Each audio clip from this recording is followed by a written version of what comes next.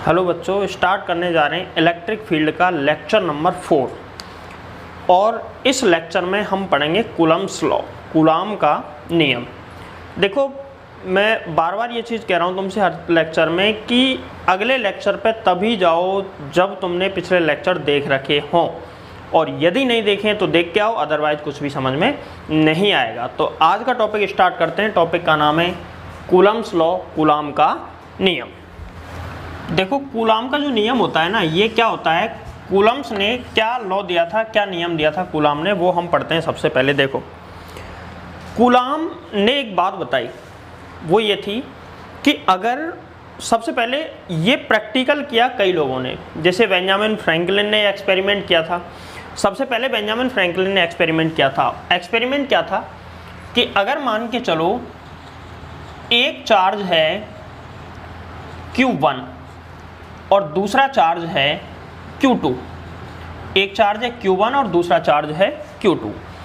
अगर ये एक दूसरे के पास में होते हैं, पास होने का मतलब है कि बिल्कुल पास से कोई लेना देना नहीं है, मतलब थोड़ी बहुत डिस्टेंस पे होते हैं, तो इन दोनों के बीच में या तो अगर ये सेम चार्ज है तो रिपल्सन होगा, प्रतिकर्षण, और यदि अपोजिट चार्ज है, एक पॉजिटिव है और दूसरा नेगेटिव है, तो इनके बीच में अट्रैक्शन होगा, यानी कि आकर्षण। अभी तक हम सिर्फ इतना जानते हैं कि दो चार्ज के बीच में इलेक्ट्रिक फोर्स लगता है, विद्युत बल लगता है। क्या जानते हैं हम कि क्या लगता है? विद्युत बल। लेकिन हम ये नहीं जानते कि कितना विद्युत बल लगता है, और ये बताया किसने? कूलाम ने। तो ध्यान रखें, कूलाम ने विद्युत बल की खोज नहीं की थी, उसने विद्युत बल का परिमाण निकालने के लिए सूत्र की स्थापना की थी कूलाम ने। हमने ऐसा मान लिया, माना कि Q1 और Q2 दो चार्ज हैं, दो आवेश हैं। अब पता नहीं है, दोनों पॉजिटिव भी हो सकते हैं, दोनों नेगेटिव, एक पॉजिटिव एक नेगेटिव, उससे कोई फर्क नहीं पड़ेगा। वो प्लस माइनस का चिन्ह इसकी डायरेक्शन के अकॉर्डिंग लास्ट में सीधा हम ले लेंगे। ठीक है, देखो, ये दोनों के बीच की जो डिस्टेंस है ना, वो है स्मॉल r। दोनों के बीच की जो डिस्टेंस है वो कितनी है? Small r। अब देखो, इन दोनों के बीच में जो फोर्स लगेगा उसको कहते हैं विद्युत बल। उस बल को कौन सा बल कहते हैं? विद्युत बल। और इस बल की खोज की थी किसने? बेंजामिन फ्रैंकलिन ने। लेकिन इस बल के लिए सूत्र किसने दिया? कूलाम ने। इसीलिए हम इसको कूलाम बल भी कह देते हैं। कौन सा बल? कूलम्ब्स फोर्स, कूलाम बल भी हम इसको कह देते हैं।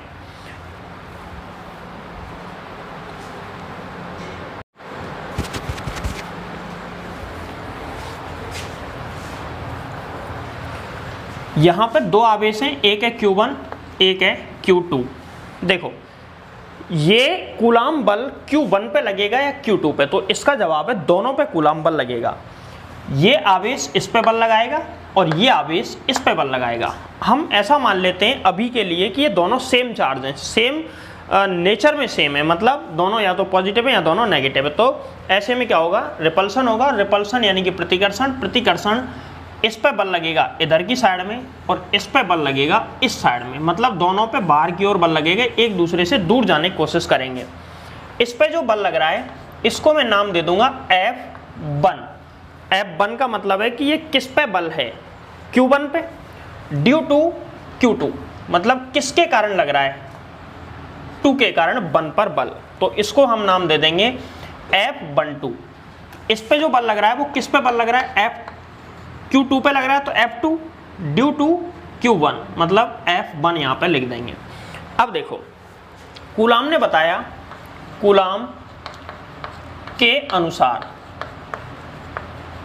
कूलाम ने एक बात बताई कि जो इन दोनों के बीच में जो इलेक्ट्रिक फोर्स लग रहा है, कूलम फोर्स लग रहा है, वो प्रोपोर्शनल होता है Q1 into Q2। Equation number 1। Coulomb के नियम में ज़्यादा टाइम खराब करूंगा नहीं मैं, ये बेसिक सी चीज़ें हैं, इसलिए इनको मैं जल्दी में सीधा फॉर्मूला बता रहा हूँ। बाकी इसमें समझाने को बहुत कुछ है, बहुत लंबा चलेगा टॉपिक। कम से कम 4 lecture back to back Coulomb's law पे ही आएंगे अब। ठीक है, तो देखो, ये इक्वेशन नंबर 1। और दूसरी बात इसने बताई कि जो बल होता है वो दूरी के वर्ग के व्युत्क्रमानुपाती होता है, इन्वर्सली प्रोपोर्शनल होता है। Square of distance between charges. ठीक है, from equation first and second, from equation first and second, ये दोनों इक्वेशंस को आपस में मिला के लिखो, मर्ज कर दो, तो F is proportional to Q1 into Q2 upon में R स्क्वायर। अब देखो प्रोपोर्शनल हटेगा, कांस्टेंट आएगा, कांस्टेंट आएगा तो F equal to K Q1 Q2 upon में स्मॉल R स्क्वायर। ये आ गया हमारा कूलम्स फोर्स का फॉर्मूला। किसका फॉर्मूला है? कूलाम बल, या फिर इसको कह सकते हैं विद्युत बल का फॉर्मूला बिटवीन टू चार्जेस, दो आवेशों के मध्य लगने वाला कूलाम बल। कितना? F बराबर K Q1 Q2 अपॉन में R स्क्वायर। अब ये कूलाम बल है। यहाँ पे सबसे पहले तो ये समझो कि K क्या है। यहाँ K है, या तो इसको कहो विद्युत बल नियतांक, विद्युत बल नियतांक, या फिर इसको हम कह सकते हैं कूलाम बल नियतांक, कूलाम बल नियतांक भी हम इसको कह सकते हैं। अब ये तो है विद्युत बल नियतांक या कूलाम बल नियतांक, और नियतांक का मतलब होता है कांस्टेंट। नियतांक का मतलब क्या होता है? कांस्टेंट। लेकिन एक बात याद रखना, ये हमेशा कांस्टेंट भी नहीं होता है। तो K का मान, ब्रैकेट में इस चीज को लिख देंगे, K का मान हमेशा नियत नहीं होता है, नहीं होता है। K का मान हमेशा नियत नहीं होता है, यह माध्यम पर निर्भर करता है, यह माध्यम पर निर्भर करता है। अर्थात कब तक कांस्टेंट रहेगा? जब तक कि मीडियम चेंज नहीं होता। जैसे ही मीडियम चेंज होगा, जैसे ही माध्यम चेंज होगा, K की वैल्यू भी क्या हो जाएगी? चेंज। ठीक है, अब सुनो, ये तो K का हमने, ये तो K के बारे में बता दिया। इसके बाद में हम आते हैं कि जब K कांस्टेंट है किसी मीडियम के लिए, तो कोई ना कोई मीडियम के लिए इसकी वैल्यू बताओ, कौन से मीडियम के लिए इसकी वैल्यू कितनी होगी। तो देखो K का मान, सबसे पहले K का मात्रक निकाल लो, इसका मान भी निकाल लेंगे, K का मात्रक निकालो। तो देखो K का मात्रक, यूनिट ऑफ K, इस फॉर्मूले में क्या आया है, तो इस फॉर्मूले में से ही निकालेंगे हम। क्या आ जाएगा? K बराबर F R स्क्वायर अपॉन में Q1 इंटू Q2। इस फॉर्मूले के अकॉर्डिंग फोर्स का मात्रक newton into metre square upon में coulomb into coulomb, coulomb square. तो K का मात्रक क्या आ गया? न्यूटन इंटू मीटर स्क्वायर प्रति कूलाम स्क्वायर। या फिर हम इसको ऐसे भी लिख सकते हैं, newton into metre square into coulomb की पावर -2। इस तरीके से भी हम इसको लिख सकते हैं। अब हम बात करते हैं कि K का मान कितना होता है। तो देखो K का मान, K का मान, K की वैल्यू कितनी होती है। तो सबसे पहले K का मान निकालेंगे हम। नंबर 1, निर्वात, निर्वात के लिए, निर्वात के लिए K का मान निकालो। तो निर्वात के लिए, निर्वात यानी कि वैक्यूम फ्री स्पेस, निर्वात के लिए K का मान आएगा, निर्वात या वायु के लिए। देखो वायु के लिए वैसे थोड़ा सा अलग होता है, लेकिन कोई ज़्यादा डिफरेंस होता नहीं है। जैसे हमने रे ऑप्टिक्स में भी बताया था कि निर्वात और वायु के लिए, निर्वात और वायु दोनों का घनत्व लगभग सेम लिया जाता है। हालांकि बिल्कुल सेम नहीं होता है, थोड़ा सा अंतर होता है, फिर भी सेम लिया जाता है। तो निर्वात के लिए या वायु के लिए K बराबर होता है 1/4 पाई एप्सिलॉन नॉट। कितना होता है? K बराबर 1/4 पाई एप्सिलॉन नॉट।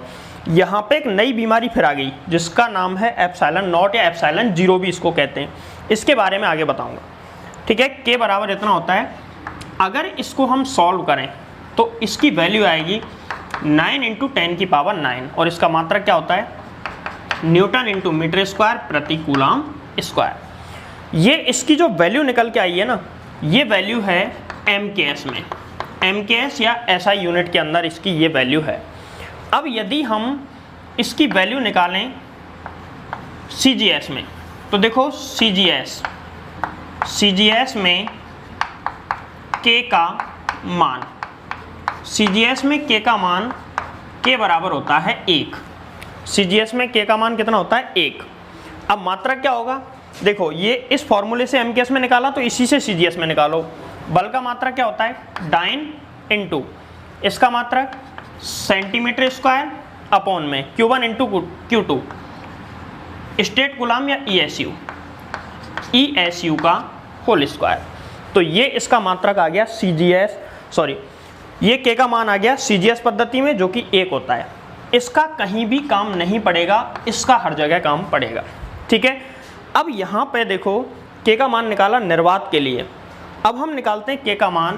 पहले इसमें एक चीज़ और समझ लो, यहाँ एप्सिलॉन नॉट जो है, एप्सिलॉन नॉट ये एक कांस्टेंट है। क्या है कांस्टेंट, जिसे कहते हैं फ्री स्पेस यानी कि निर्वात की विद्युतशीलता। इसको क्या कहते हैं, निर्वात की विद्युतशीलता। इसे निर्वात की विद्युतशीलता भी कहा जाता है। विद्युतशीलता मतलब होता है परमिटिविटी। इंग्लिश में विद्युतशीलता मतलब क्या होता है, परमिटिविटी। फॉर स्पेस के लिए परमिटिविटी एप्सिलॉन नॉट। और एप्सिलॉन नॉट की वैल्यू याद रखें, इसकी वैल्यू होती है 8.854 इंटू 10 की पावर -12। कितनी होती है 8.854 इंटू 10 की पावर -12। अब इसका मात्रक और पता लगा लेते हैं। तो देखो एप्सिलॉन नॉट का मात्रक, तो इसका मात्रक यहाँ से इस फॉर्मूले में के की जगह पे हम अगर ये वैल्यू लिखें 1/4 पाई एप्सिलॉन नॉट, तो के बराबर यहाँ से जो फोर्स का फॉर्मूला ये वाला, इसमें के की जगह पे लिख दो 1/4 पाई एप्सिलॉन नॉट। और जहाँ से एप्सिलॉन नॉट को हम निकालते हैं इसकी वैल्यू। देखो एप्सिलॉन नॉट या फिर फॉर्मूला क्या था, एफ बराबर के की जगह लिख रहा हूँ 1/4 pi epsilon not into Q1 into Q2 upon R²। इस फॉर्मूले से एप्सिलॉन नॉट को ऊपर ले आओ, बाकी सब नीचे लेके जाओ। तो एप्सिलॉन नॉट बराबर 1/4 pi F into Q1 into Q2 upon में R²। तो एप्सिलॉन नॉट का मात्रक, इसका मात्रक क्या निकल के आया, देखो यहाँ से तो बराबर 4 पाई का कोई मात्रक होता नहीं है, 4 पाई ये कांस्टेंट है। फोर्स का मात्रक होता है कितना 1 अपॉन में Newton into coulomb square upon में मीटर स्क्वायर। तो मात्रक पहले वाला है, बस उल्टा हो गया है। ये जो मात्रक है इसी को उल्टा कर दो, किसका मात्रक आ जाएगा एप्सिलॉन नॉट का। ठीक है, एप्सिलॉन 0 भी इसको कह सकते हैं। तो इसका मात्रक क्या आया, इसका मात्रक ये उठा के यहाँ पे लिख दो Newton into coulomb square upon में मीटर स्क्वायर। ठीक है, ये तो हमने बात कर ली के का मान किसके लिए, निर्वात के लिए। अब हम बात करेंगे माध्यम के लिए। माध्यम के लिए के का मान माध्यम के लिए निकालते हैं। देखो सबसे पहले तो के बराबर 1/4 पाई एप्सिलॉन नॉट था, के बराबर आएगा 1/4 पाई एप्सिलॉन। केवल एप्सिलॉन हमको यहाँ पे लिखना है। बराबर में इसकी वैल्यू इतनी थी, लेकिन यहाँ पे हम इसकी वैल्यू कुछ नहीं लिखेंगे।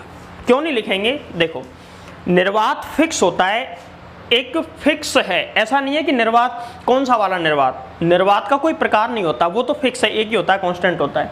ठीक है, लेकिन माध्यम तो बहुत सारे हो सकते हैं, और जब माध्यम बहुत सारे होंगे तो सबके लिए के की वैल्यू कैसी होगी, अलग अलग। तो माध्यम के लिए के का मान क्या आएगा 1/4 पाई एप्सिलॉन।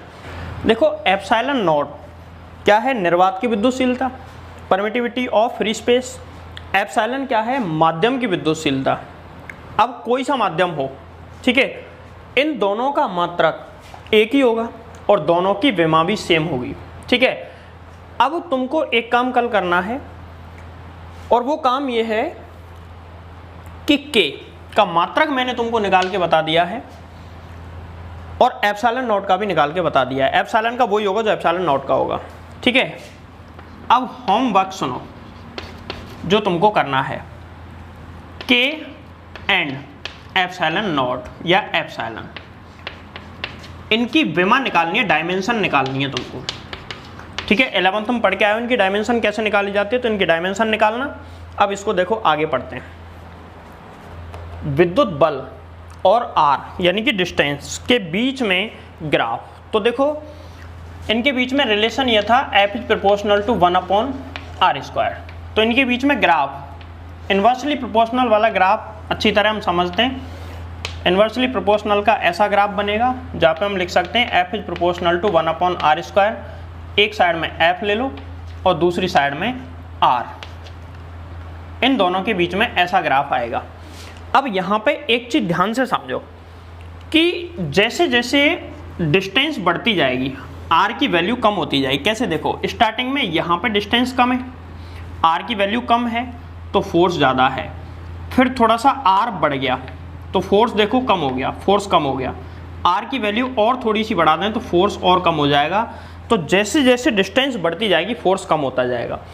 और कितने गुना, जैसे मान के चलो डिस्टेंस अगर 2 गुना बढ़ती है तो फोर्स कितने गुना कम होगा, 2 दूनी 4, 4 गुना कम हो जाएगा। इसका एक छोटा सा क्वेश्चन देखो, जैसे मान के चलो, इसको समझाने के लिए 4 गुना कैसे होगा इसको समझाने के लिए एक छोटा सा क्वेश्चन करवा रहा हूँ।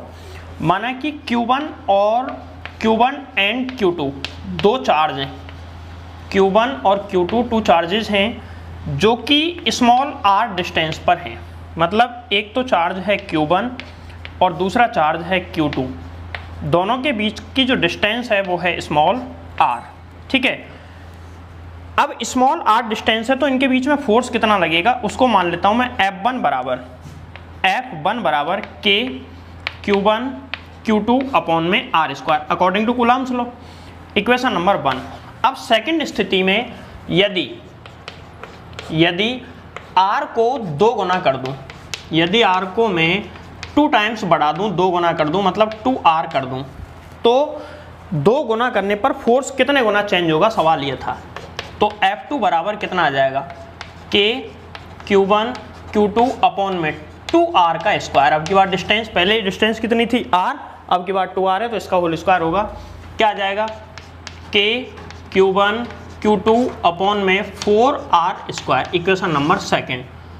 अब हम क्या करेंगे, देखो F1 अपॉन में F2 निकाल लो, इनका रेशो निकाल लो, अनुपात निकाल लो। तो F1 क्या है, K Q1 Q2 अपॉन में r²। K अपॉन में F2 कितना है, K Q1 Q2 upon 4r²। K Q1 Q2 K Q1 Q2 r² cut गए। क्या आया, F1 अपॉन में F2 बराबर 4 ऊपर पहुंच जाएगा ना, 4/1। तो देखो ये कहना चाह रहा है कि अगर F1 का रेशो 4 है तो F2 का अनुपात 1 है।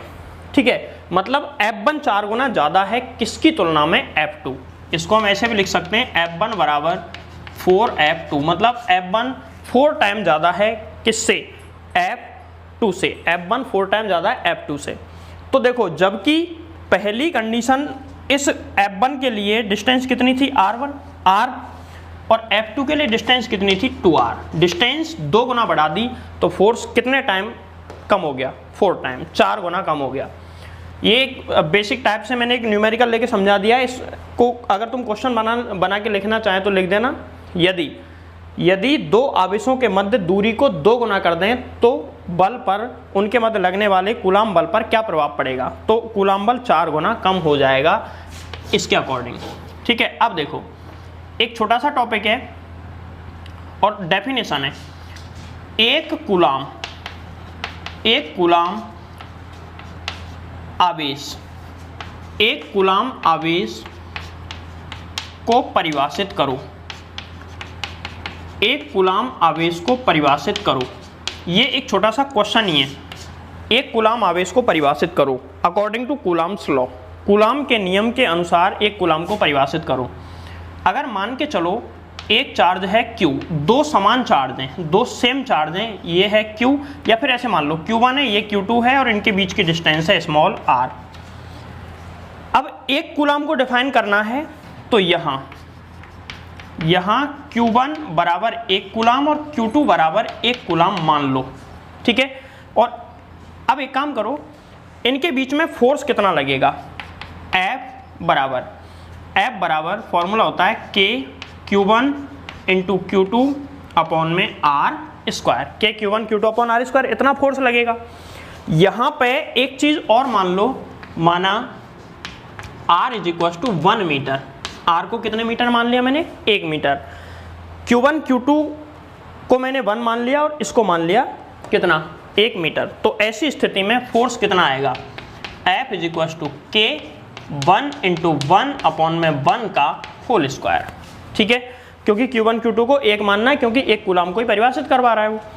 तो F बराबर कितना आ जाएगा, F बराबर K, और K बराबर कितना होता है, 9 इंटू 10 की पावर 9 न्यूटन, ठीक है। अब देखो F की वैल्यू इतनी आई। यहाँ पे एक चीज़ समझो, यदि परिभाषा सुन लो, यदि दो समान आवेश क्योंकि दोनों एक कूलाम है, अब एक कूलाम को तो परिभाषित कर रहे हैं इसलिए इस शब्द को लास्ट में लेके आएंगे। यदि दो समान आवेश 1 मीटर दूरी पर रखे हों, यदि दो समान आवेश 1 मीटर दूरी पर रखे हों और इनके बीच में लगने वाला कूलाम बल या विद्युत बल 9 इंटू 10 की पावर 9 न्यूटन हो, तो आवेशों का परिमाण 1 कूलाम होगा। यही 1 कूलाम की परिभाषा है अकॉर्डिंग टू कूलाम्स लॉ, ठीक है। वापस परिभाषा बोल रहा हूँ, लिख लेना इसके बाद में। यदि परिमाण में समान दो आवेश 1 मीटर दूरी पर रखे हों और उनके बीच में लगने वाला विद्युत बल 9 इंटू 10 की पावर 9 न्यूटन हो, तो आवेशों का परिमाण 1 कूलाम होगा, ठीक है। ये इसकी परिभाषा नोट कर लें एक बार।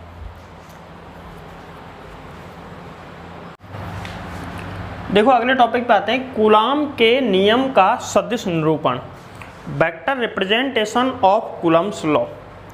तो इंग्लिश वाले लिख लें, vector representation of Coulomb's law. Coulomb के नियम का सदिश निरूपण हम करेंगे, और क्यों करेंगे पहले तो ये सुनो भाई। कूलाम का नियम है ठीक है, लेकिन इसका सदिश निरूपण क्यों।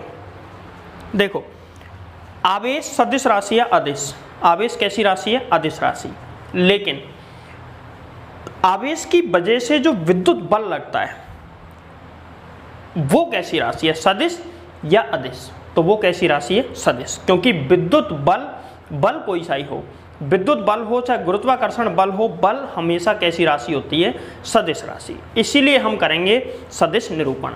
तो सदिश निरूपण का जो निष्कर्ष है वो तो लास्ट में लिखेंगे, सब क्यों किया है ये। लेकिन सबसे पहले हम मानते हैं, ऐसा मान लेते हैं कि माना Q1 एंड Q2 दो चार्ज हैं जो कि स्मॉल r डिस्टेंस पर हैं, जो कि कितने डिस्टेंस पर हैं, स्मॉल r।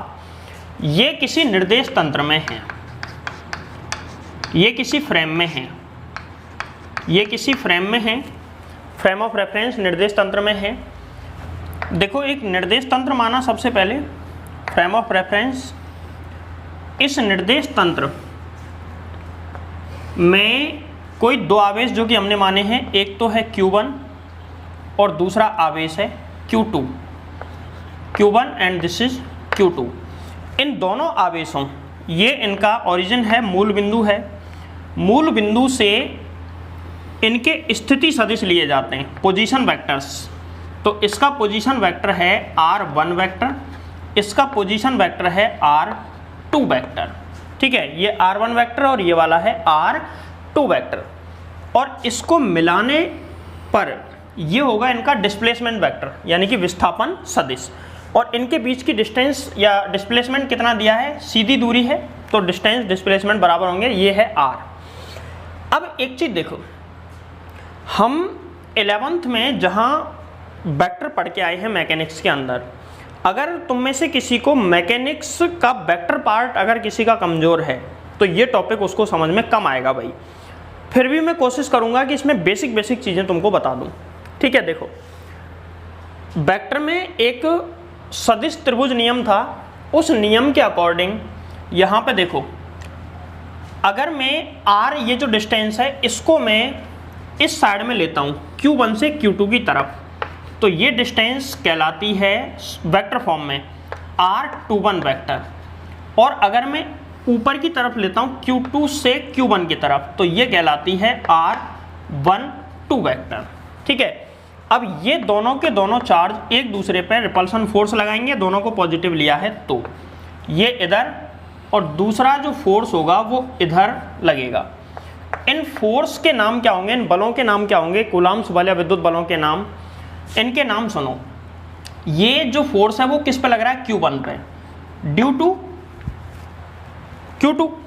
तो यहां पे F12 वेक्टर और ये वाला आ जाएगा F21 वेक्टर। ठीक है, देखो यहां सबसे पहले निकालते हैं Q2 द्वारा Q1 पर बल या कूलम्ब बल या विद्युत बल, जिसको हमने क्या लिया है, F12 वेक्टर। इसकी वैल्यू हमको पहले निकालनी है। तो Q2 द्वारा Q1 पर बल F12 वेक्टर। तो देखो कूलम्ब्स लॉ के अकॉर्डिंग F12 वेक्टर बराबर कितना आ जाएगा, K Q1 Q2 अपॉन में R स्क्वायर, ये आना चाहिए। लेकिन हम वेक्टर फॉर्म में निकाल रहे हैं सदिश रूप में, और सदिश रूप में दिशा भी आनी चाहिए। तो दिशा के लिए हम क्या करेंगे, देखो R की वैल्यू वेक्टर फॉर्म में लेंगे और वेक्टर रूप में F12 की डायरेक्शन में कौन है, R12 है या R21 है, F12 ऊपर है तो यहां से क्या लेंगे, R12।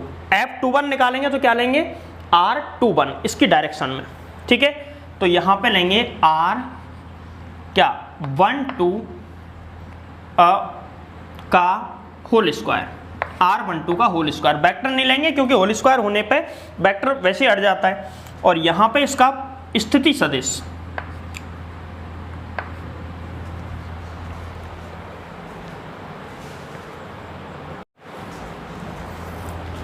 साथ में इसका लिया जाएगा एकांक सदिश R12 कैप। ठीक है, ये सदिश रूप में हमने लिया है। Equation number first, equation number 1 आ गया। अब देखो यहां से अब दूसरा निकालते हैं, Q1 द्वारा Q2 पर बल, Q1 द्वारा Q2 पर बल निकालो।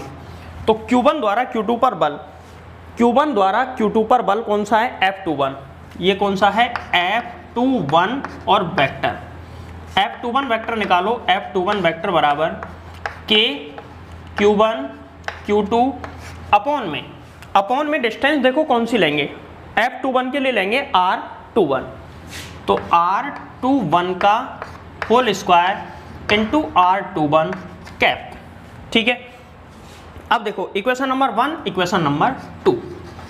अब वेक्टर के अंदर हमने पढ़ा था, सिंस R12 वेक्टर बराबर होता है R1 vector minus R2 vector.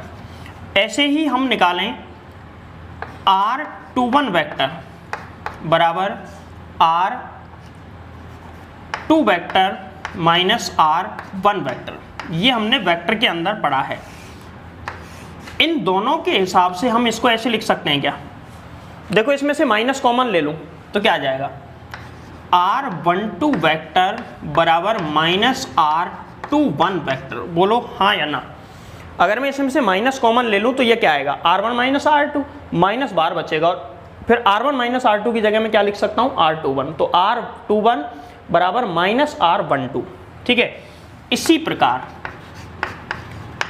प्रकार मैं लिख सकता हूं R12 कैप बराबर माइनस R21 कैप।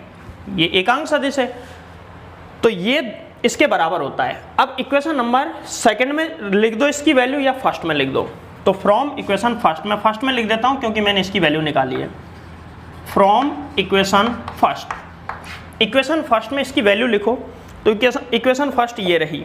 देखो यहां पे क्या है, F12 वेक्टर बराबर K Q1 Q2 अपॉन में R21 की जगह मैं क्या लिख सकता हूं, R21 की जगह माइनस R12 की जगह माइनस R21।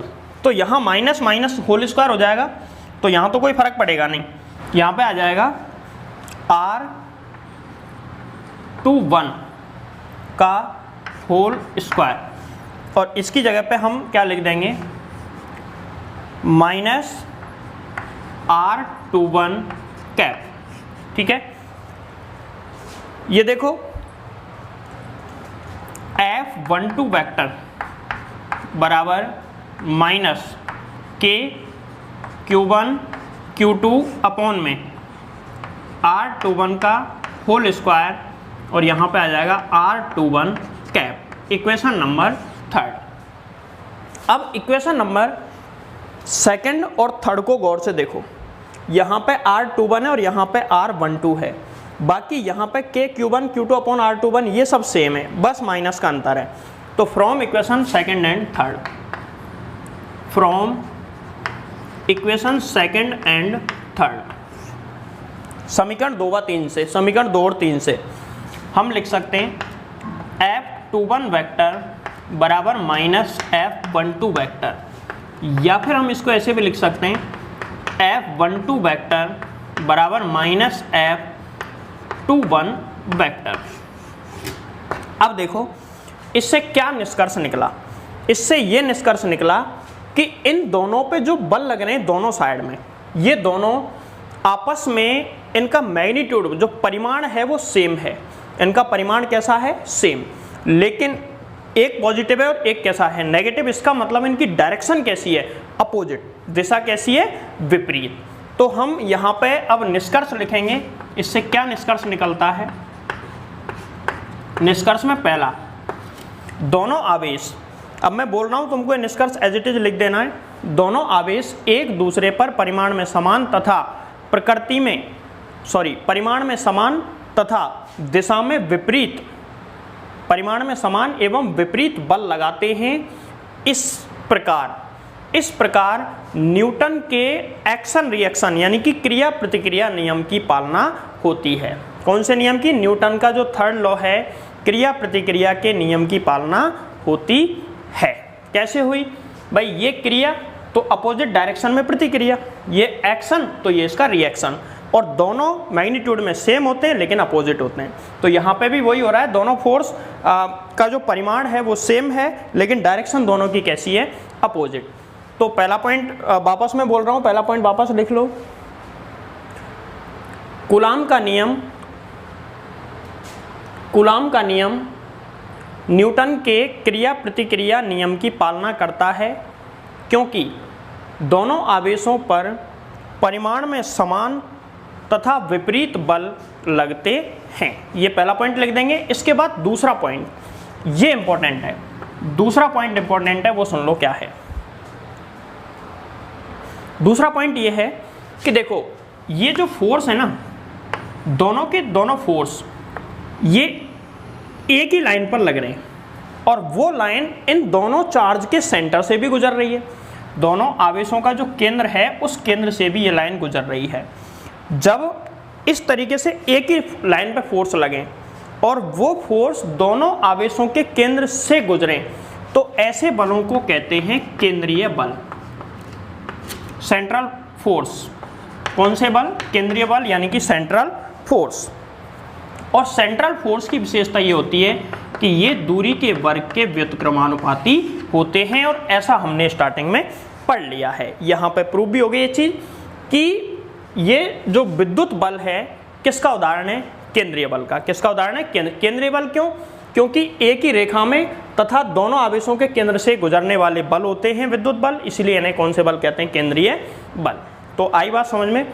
यहाँ पे केंद्रीय बलों की विशेषता ये होती है कि दूरी के वर्ग के व्युत्क्रमानुपाती होते हैं, जैसा कि हमने यहाँ पे स्टार्टिंग में पढ़ा था।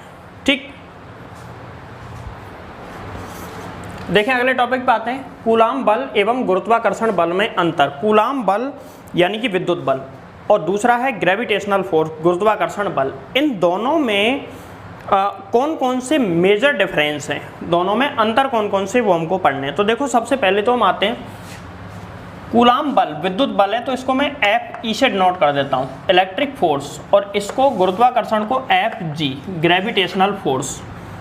तो पहला अंतर सुनो, पहला अंतर दोनों में ये है कि एफ ई जो विद्युत बल होता है इसकी प्रकृति आकर्षण प्लस प्रतिकर्षण कोई सी भी हो सकती है। आकर्षण भी हो सकता है और प्रतिकर्षण भी हो सकता है। तो विद्युत बल आकर्षण एवं प्रतिकर्षण दो प्रकार का होता है, जबकि गुरुत्वाकर्षण बल केवल और केवल आकर्षण ही होता है। गुरुत्वाकर्षण में दो वस्तुएं एक दूसरे को, दो द्रव्यमान युक्त पिंड एक दूसरे को केवल आकर्षित करते हैं, प्रतिकर्षित कर ही नहीं सकते। लेकिन विद्युत बल या कूलाम बल में दो आवेश एक दूसरे को आकर्षित भी कर सकते हैं और एक दूसरे को प्रतिकर्षित भी कर सकते हैं। अब हम आते हैं दूसरा मेजर डिफरेंस क्या है। देखो, जो विद्युत बल है ना Fe, विद्युत बल माध्यम पर निर्भर करता है, माध्यम पर निर्भर करता है, क्योंकि हमने अभी पढ़ा कि जो इसमें K है ना वो यूनिवर्सल नहीं है, यूनिवर्सल कांस्टेंट नहीं है, not equal to universal constant. जो K है ना वो यूनिवर्सल कांस्टेंट नहीं होता है, वो किसी एक माध्यम के लिए कांस्टेंट होता है। माध्यम नहीं बदलेगा तब तक K नहीं बदलेगा, माध्यम बदलते ही ये चेंज हो जाएगा। लेकिन अगर हम गुरुत्वाकर्षण बल की बात करें तो गुरुत्वाकर्षण बल के अंदर ग्रेविटेशनल जो फोर्स कांस्टेंट होता है G, यह या G छोड़ो, गुरुत्वाकर्षण बल माध्यम पर निर्भर नहीं करता है, माध्यम पर निर्भर नहीं करता है। मतलब यह है कि अगर दो आवेश हैं उनके बीच में पानी में अलग बल लगेगा, वायु में अलग बल लगेगा और किसी माध्यम में अलग बल लगेगा। लेकिन अगर कोई दो पिंड लें जिनका दो कोई बॉडी ले ली जिनका कोई फिक्स मास है, अगर उनको हम सेम डिस्टेंस पे अलग अलग मीडियम में रखें तो उनके बीच में लगने वाले फोर्स में कोई अंतर नहीं होगा, सेम लगेगा। इसका मतलब ग्रेविटेशनल जो फोर्स है ना वो माध्यम पर निर्भर नहीं करता है, जबकि इलेक्ट्रिक फोर्स माध्यम पर निर्भर करता है। अब हम आते हैं नेक्स्ट डिफरेंस।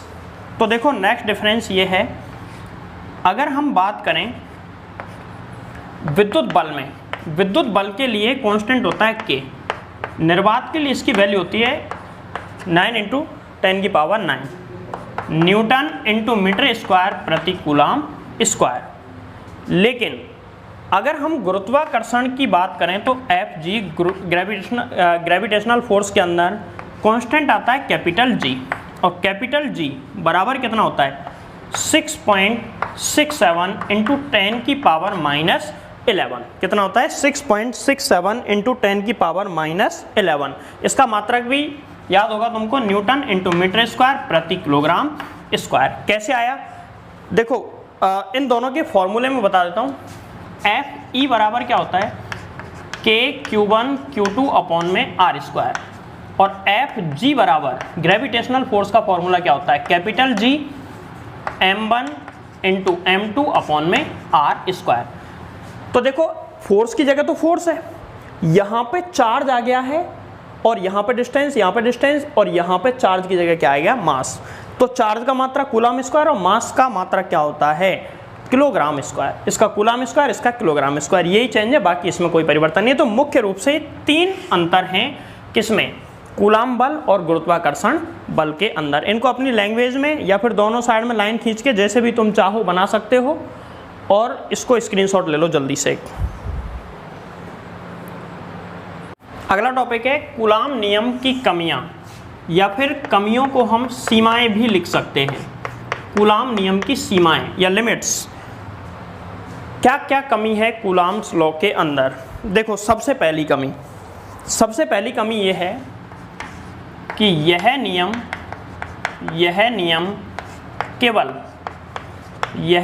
केवल बिंदु आवेश यानी कि पॉइंट चार्ज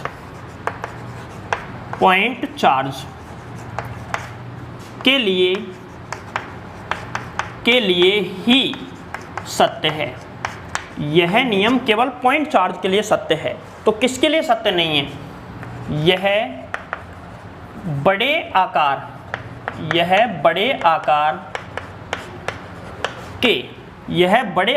के आवेशों के लिए ट्रू नहीं है, सत्य नहीं है। मतलब कहना क्या चाह रहा है, मतलब ये कहना चाह रहा है कि अगर कोई चार्ज ऐसा है, जैसे मान के चलो पॉइंट के रूप में छोटा सा Q1 Q2, तो हम यहाँ इस कंडीशन में कूलम्ब्स लॉ लगा सकते हैं। लेकिन अगर चार्ज ऐसा है, जैसे मान के चलो ऐसा बड़े साइज में है, बहुत बड़े साइज में, जहाँ पे चार्ज डिस्ट्रीब्यूट है, इस पे चार्ज बटा हुआ है, अंदर भी हो सकता है, इसमें अंदर ले लेता हूँ, तो ऐसे आवेशों के लिए कूलाम का नियम सही नहीं है। इस नियम से हम फोर्स नहीं निकाल सकते, ठीक है। अब इसमें आते हैं दूसरी जो कमी है ना, इसमें दूसरी कमी यह है आवेशों की स्थिर अवस्था के लिए ही सत्य है। यह आवेशों की स्थिर अवस्था के लिए सत्य है। मतलब दोनों चार्ज रेस्ट कंडीशन में होनी चाहिए, तभी ये सत्य है, और दोनों गति कर रहे हैं तो ये असत्य है। इसमें भी एक कंडीशन बताता हूँ तुमको। जैसे मान के चलो 2 पॉइंट चार्ज हैं, एक तो है Q1 और दूसरा है Q2, जो कि r डिस्टेंस पर हैं, ऐसा कोई सिस्टम है।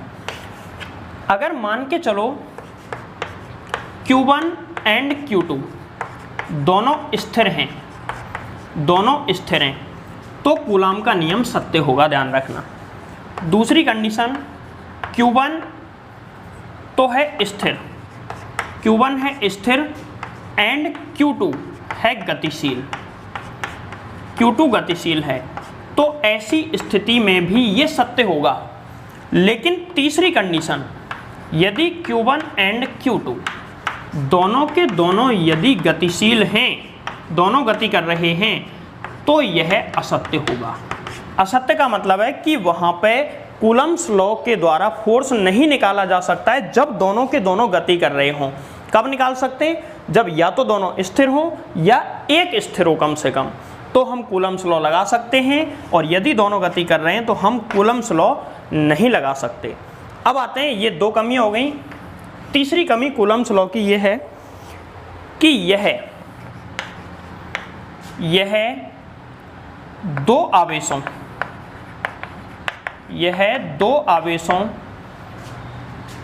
के मध्य 10⁻⁻15 मीटर से कम दूरी के लिए सत्य नहीं है।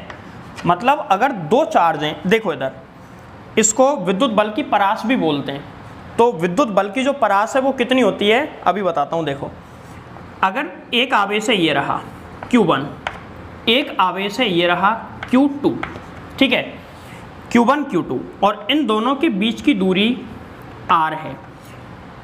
अगर R का मान इतना या इससे भी कम हुआ तो वहाँ पे विद्युत बल नहीं लगेगा। ध्यान रखना, वहाँ पे विद्युत बल नहीं लगेगा। ये कब लगेगा? ये लगेगा 10⁻⁻15 मीटर से लेकर अनंत तक दूरी अगर है तो विद्युत बल लगेगा, और यदि दूरी इससे कम है तो विद्युत बल नहीं लगेगा। तो विद्युत बल नहीं लगेगा तो कौन सा बल लगेगा? विद्युत बल नहीं लगेगा तो कौन सा बल लगेगा और क्यों लगेगा? देखो, हमने पढ़ा है कि कोई नाविक का जो साइज होता है ना, वो कितना होता है? 10⁻⁻15 मीटर होता है। एक आवेश यहाँ पर है Q1 और एक आवेश यहाँ पर है Q2, और ये 10⁻⁻15 मीटर या उससे कम डिस्टेंस पे आ गए। तो इतने से कम डिस्टेंस पे आने के बाद आवेश नाविक के अंदर चले जाते हैं, या ऐसा मान लिया जाता है कि वो किस में है? नाविक के अंदर।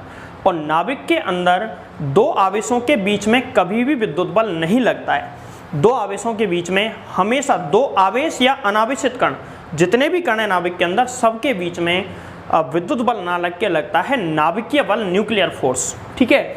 तो इनके बीच में नाभिकीय बल लगेगा, विद्युत बल नहीं लगेगा। विद्युत बल कब लगेगा? जब इनके बीच का गैप, जैसे ये नाविक है, एक यहाँ पर है Q1, एक यहाँ पर है Q2, अब इनके बीच विद्युत बल लगेगा क्योंकि नाभिक में नहीं है, ठीक है। तो आ रही है बात समझ में? ये इसमें 3 कमियां हैं, इनको अपनी लैंग्वेज में लिख लो, ज़्यादातर चीज़ें मैंने लिखवा दी हैं।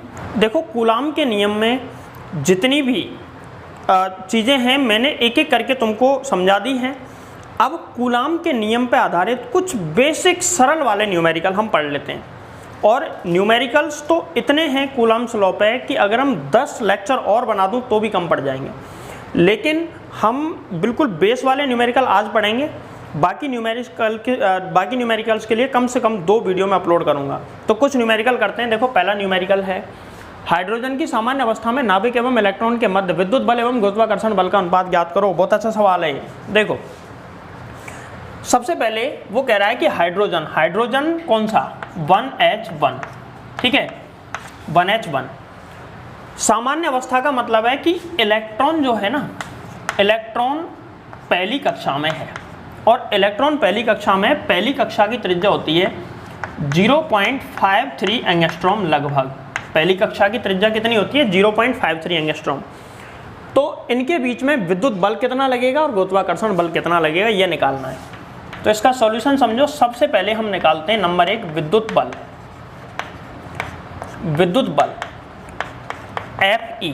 Fe निकाल लेते हैं विद्युत बल। तो देखो यहाँ पे एक्चुअल में कैसे होगा, जो 1H1 का नाभिक होता है ना, उसमें केवल एक प्रोटॉन होता है, ना कोई न्यूट्रॉन होता है। न्यूट्रॉन वगैरह कुछ नहीं होता, केवल एक प्रोटॉन होता है। और एक प्रोटॉन के चारों तरफ कौन घूम रहा होता है, इलेक्ट्रॉन। यहाँ पे इलेक्ट्रॉन और यहाँ पे प्रोटॉन। इन दोनों के बीच की त्रिज्या स्मॉल r जो कि कितनी है, 0.53 एंगस्ट्रॉम। अब विद्युत बल निकालते हैं। तो विद्युत बल का फॉर्मूला होता है F बराबर K Q1 Q2 अपॉन में R²। Fe बराबर, तो Fe बराबर K, Q1 का मान है E इंटू Q2 यानी कि प्रोटॉन का आवेश भी कितना होता है, E, अपॉन में R²। R कितना है, 0.53 एंगस्ट्रॉम को मीटर में बदलेंगे, 10⁻−10 का गुणा हो जाएगा, इनटू में का कर देंगे होल स्क्वायर। अब E की वैल्यू पुट करो। यहाँ पे देखो K E² हो गया, E इंटू E, तो E का मान लिख दो 1.6 इंटू 10 की पावर -19 का होल स्क्वायर, अपॉन में K की वैल्यू भी लिखी दो, 9 इंटू 10 की पावर 9, अपॉन में 0.53 इंटू 10 की पावर -10 का होल स्क्वायर। और हमको ये सॉल्व करना है। तो देखो Fe बराबर, सबसे पहले तो 9 इंटू 1.6 इंटू 1.6 अपॉन में 0.53 इंटू 0.53। अब 10 की पावर्स को एक साथ सॉल्व कर लो। तो यहाँ पे देखो 10 की पावर 9 और 90 का स्क्वायर करेंगे तो कितना हो जाएगा, 38। यहाँ पे ये कितना हो जाएगा, 38, नेगेटिव माइनस के 38, और ये माइनस के 20, ऊपर आके 29, पॉजिटिव हो जाएंगे 29। 38 में से 29 माइनस कर दो तो 10 की पावर कितना बचा, -9। इसको सॉल्व कर लेना, इतने न्यूटन ये आ जाएगा। विद्युत बल तो लगेगा इतना। अब निकालते हैं इनके बीच में ग्रेविटेशनल फोर्स, गुरुत्वाकर्षण बल। तो गुरुत्वाकर्षण बल का फॉर्मूला होता है Fg। सेकंड नंबर पर निकालेंगे हम गुरुत्वाकर्षण बल। तुमसे केवल विद्युत बल निकलवा सकता है तुमसे, ठीक है। तो ये इसको कैलकुलेट कर लेना, ये आंसर आएगा। गुरुत्वाकर्षण बल और इसका अनुपात निकलवा ले तो ये भी निकाल दो। तो Fg बराबर होता है G m1 into m2 upon में R²। तो Fg बराबर, G का मान 6.67 इंटू 10 की power -11 into m1 mass of electron का मास 9.1 इंटू 10 की power -31 kilogram, into m2 mass of proton 1.67 into 10 की पावर -27, अपॉन में R²। 0.53 का एंगस्ट्रॉम में है, मीटर में बदलो, 10⁻−10, इसका क्या कर देंगे, होल स्क्वायर।